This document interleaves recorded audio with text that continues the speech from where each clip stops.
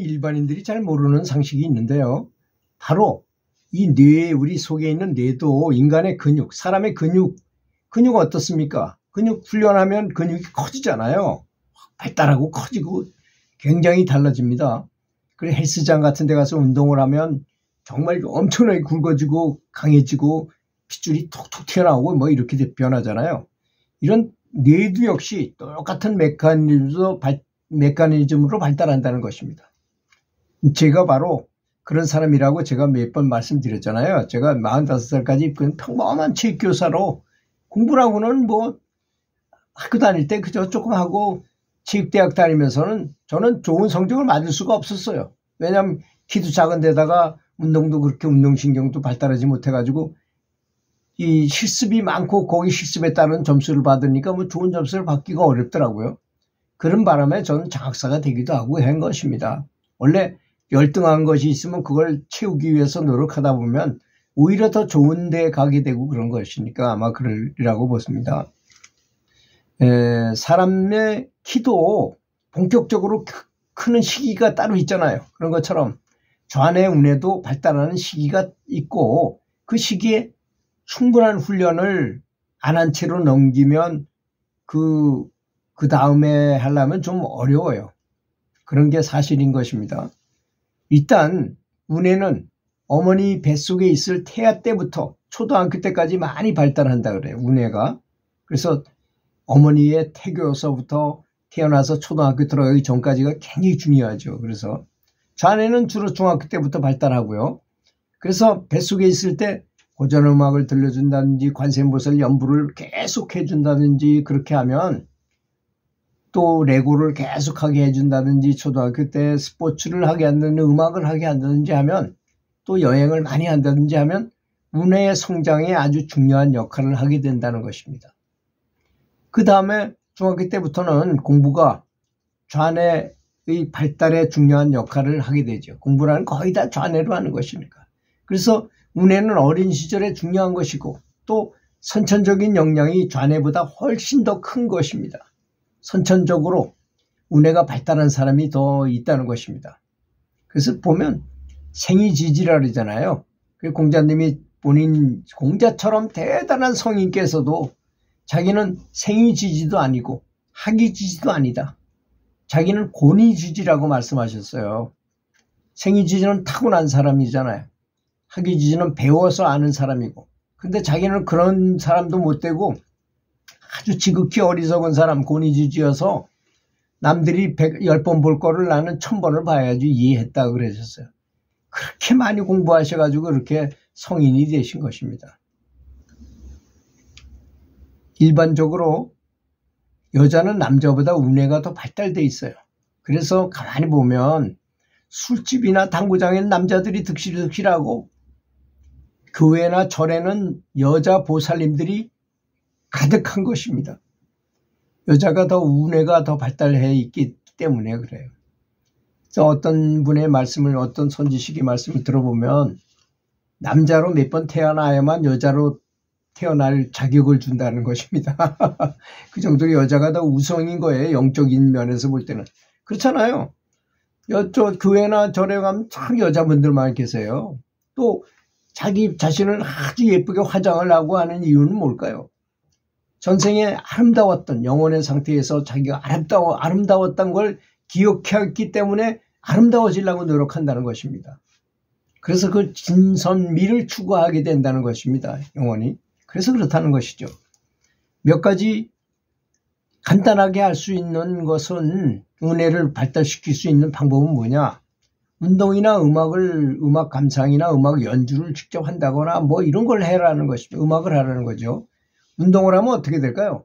뇌가 이게 혈액순환을 뇌를 강제로 시킬 수가 없지만 운동을 하면 되잖아요. 전신에 120배까지 빨라져요. 이 혈액순환이 보통 때보다 운동을 하게 되면.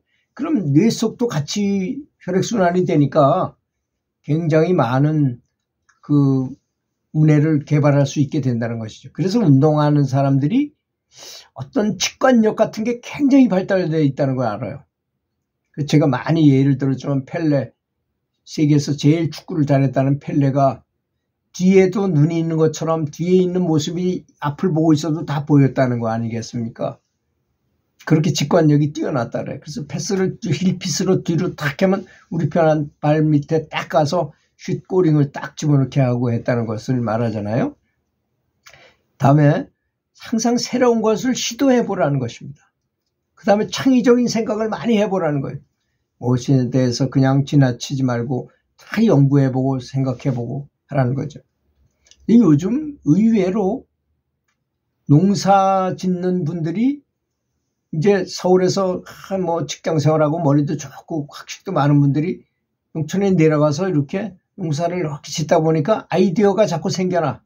그래서 농기계들을 굉장히 많이 발달시켰어요. 그래서 뭐 이렇게 콕 찍어가지고 콩알이 저절로 탁 들어가게 하고 탁 들으면 콩알이 딱 뺏기고 탁 뭐 이런 거. 별 많은 농기구들을 많이 해가지고 특허를 내가지고 그것들이 굉장히 많이 팔리고 하더라고요. 그런 것도 바로 운동하고 관련이 있는 것입니다. 항상 새로운 친구를 사귀어 보려고 하고 적극적이고 진취적으로 생활하라는 것입니다. 이 부분이 새로운 사람을 만나고 뭐 이런 부분이 운에가 관장하는 부분이기 때문에 그렇다는 것입니다. 음악이나 시 등등 예술 작품을 통해 깊은 감동을 느끼는 것입니다. 이 감동을 느끼는 건 굉장히 중요해요. 직관력은 그냥 우울한 기분에서는 직관력이 작동을 하지 않는다. 100% 안 해. 이건 아주 완전히 그게 아니라 우울해지고 슬퍼지고 남을 질투하고 뭐 이러면 뇌가 다 마비가 돼버려요. 직관력이 활발해지는 게 아니라 거꾸로 간다는 것이죠. 그러니까 완전히 좋은 생각을 하라는 것입니다. 깊은 감동을 느끼고 눈 감고 샤워해보기, 상대방의 생각을 한번 파악해보기. 생각 눈에 보이지 않는 거지만 그 사람 입장은 어떨까 하고 생각해보는 거죠. 눈치 기리기. 저 사람 지금 이 상황이 어떨까 이런 눈치 기르는 거. 이런 정도가 훈련하는 방법이 되겠습니다. 이런 것들이 운의 능력이 활용되는 분야이기도 하죠. 의사결정하는 데 있어서 직관이 커다란 역할을 하는 경우가 꽤 많죠. 우리 삶에서.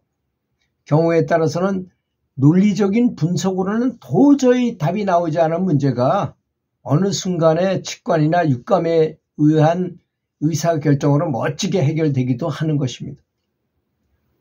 그렇잖아요. 아주 어려운 판단이 거의 다 어려울 때가 많죠. 이렇게 할 것인가 저렇게 할 것인가 분간하기 어려울 때가 많잖아요. 그럴 때 직관적으로 저 같은 경우에는 뭔가 이렇게 생각해도 잘 안 될 것 같은 일을 딱 생각하면 머리가 아파요 벌써. 그러면 그 일은 안 되는 거예요. 그래도 어쩔 수 없이 해야 되는 경우가 많아요. 지금 운전하고 저쪽 집을 가고 있는데 저쪽 집에 가면 안 되는데 그렇다고 돌아서 옵니까? 그냥 가긴 가요. 가면 정말 그대로 잘 안 돼. 그런 경우를 많이 보겠더라고요.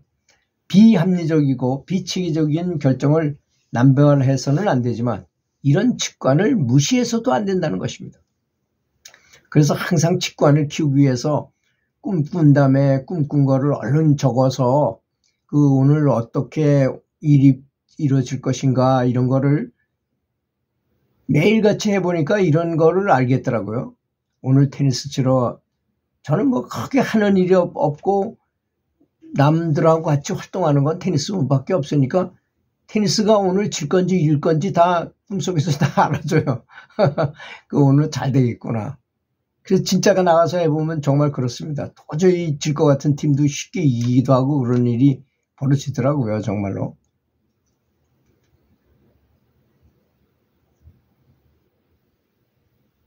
훈련되고 스스로 노력하는 사람에게는 직관이나 내면의 목소리가 그 나름대로의 메커니즘을 가지고 작동하는 경우가 많기 때문입니다. 그래서 루틴이라는 거 있잖아요. 요럴 때는 이런 걸 하면 좀 잘 된다 뭐 이런 거 있잖아요. 자기 나름 뭐 야구 선수가 뭐 공을 뭐 이렇게 주물러가서 뭐 침을 한번 발라가지고 하면 잘 된다든지 뭐 자기 나름대로의 루틴이 다 있는 법이잖아요. 그런 걸 말하는 것입니다. 실제로 사람은 좌뇌는 의식적, 이성적, 논리적인 사고를 관장하고 우뇌는 직관적, 감성적인 사고를 담당하는데 이런 우뇌를 발달시키면 점점 효율적인 직관력이 키워질 수 있다는 것이 전문가의 설명인 것입니다. 그렇지만 직관은 그냥 얻어지는 것은 물론 아니죠. 여기에 대한 논리적인 지식과 그 분야에 대해서 충분한 분량이 두뇌 속에 쌓여 있어야 된다는 것입니다. 그래서 감사한 훈련 같은 걸 하면 감수성이 발달해가지고 훨씬 더 도움이 되고, 어떤 분은 뜨거운 물로 오랫동안 샤워를 하면서 직관을 얻기도 하고, 어떤 사람은 오토바이를 타고 다니면서 좋은 아이디어를 얻고, 어떤 사람은 좌석버스를 타고 찻장 밖을 바라보면서 생각을 정리하기도 하는 그런 사람들이 많이, 성공한 사람들 중에는 많이 있다는 것입니다. 직관력은 굉장히 중요한 것입니다. 수행하면서도 직관력이 굉장히 필요하잖아요. 어차피 직관력 쪽에서 다 모든 체험은 다 일어나기 때문인 것입니다. 그래서 제가 이렇게 굳이 운해를 개발하는 방법에 대해서 말씀드린 것이었습니다. 들어주셔서 감사합니다.